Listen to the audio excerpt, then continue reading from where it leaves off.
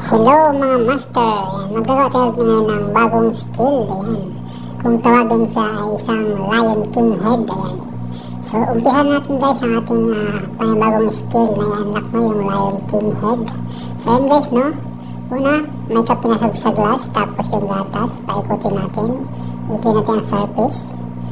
Pag play na ng surface, mag-umpisa ka ng mag-pouring, magbagsak ng yung umpisang gatas na bagsak mo dyan sa gilid. Yan. Yan lang guys yung yung pattern yan sa Lion King. So yan, gilid by gilid. Bagsakan nyo lang siya.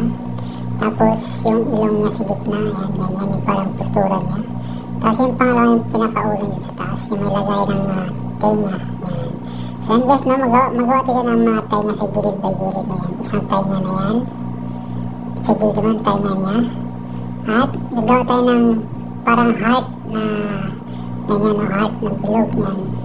Pabilog na heart siya para magmukha siya mukha ng lion na. So yan guys, sa bandang baba ng konti, latihan mo lang ng konti siya para magmukha talaga siya yung mukha na yung lion na yung bunganga na yun, no? So yan lang guys, napaka-easy lang guys ng ating head, no? Lion King head. So lateral, Lion King head, lateral. So yan na guys, na yung postura ng Lion King head, no? Tingnan nyo guys, no?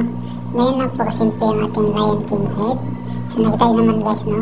Ayan, no? Napaka-easy lang. So salamat guys. Thank you for watching. Babu!